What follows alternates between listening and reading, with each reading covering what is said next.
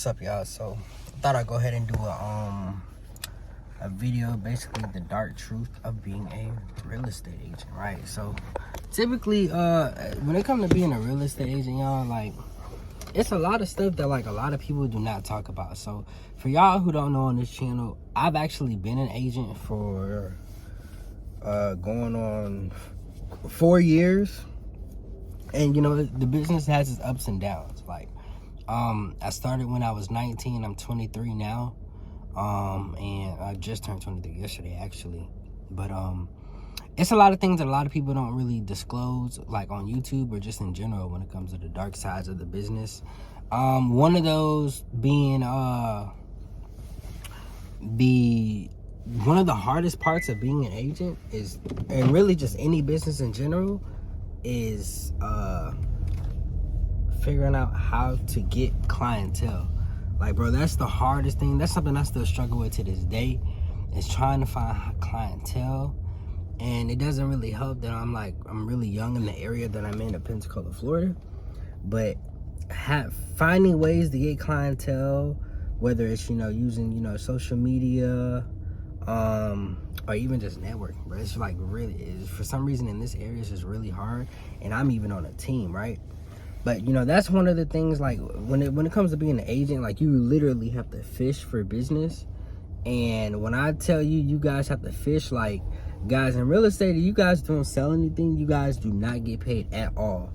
So, one of the things that I tend to recommend for, like, people who decide that they want to get into the business is to most definitely have, like, a part-time job, or don't make real estate like your full ordeal, unless you got somewhere to stay. Like, me currently, I'm still in school, but it is getting to that point to where I'm definitely trying to branch out and get into other avenues to create more cash flow for myself, as well as investing into properties myself, right?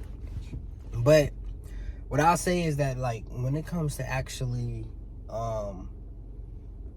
being an agent, you got to worry about, you got to fish for your own clientele, whether you're doing a billboard, whether you're paying ads, whether you're just going out and meeting people. I do everything, and it's still hard for me, and I'm on a team, and it's still hard for me. Two, you got to worry about, when it comes to being on a team, you got to worry about your deal, or not even just the team, but just depending on the brokerage you're signed to, you have to worry about the deals.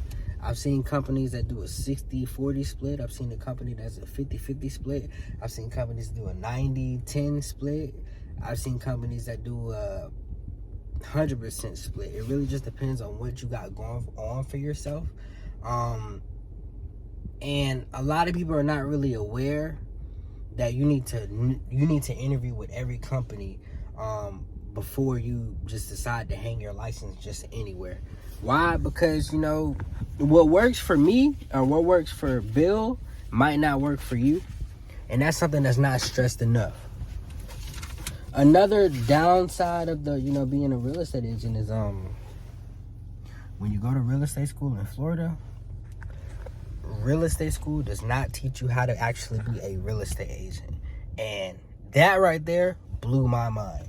Bro, like, after I passed, my state exam, because I failed it like 4 or 5 times.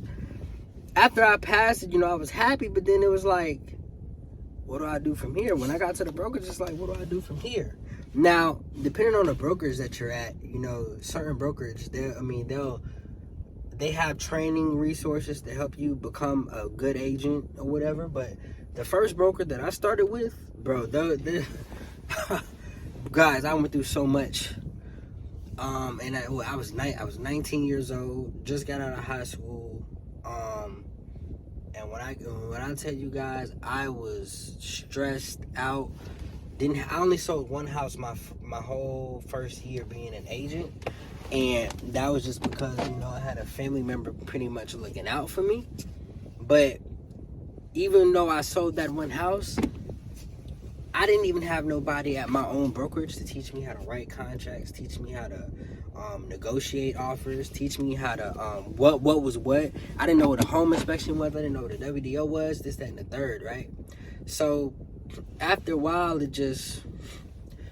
after like what, two years, you know, I met this guy who used to mentor one of my groups that I used to be in high school, and he told me that come over to his team, got on his team, changed my whole real estate business. But it doesn't knock the fact that, you know, this business is hard. Like, it's hard.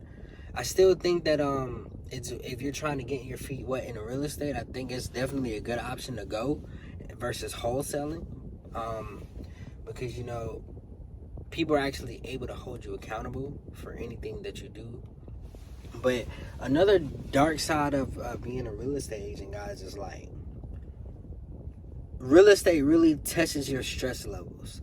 And what I mean by that is, you know, just because you have 10 deals scheduled to close next month, and you could potentially make $10,000 a month or whatever, that doesn't mean that all of those deals are gonna close. And that's something like, bro, I've been burnt so many times when it comes to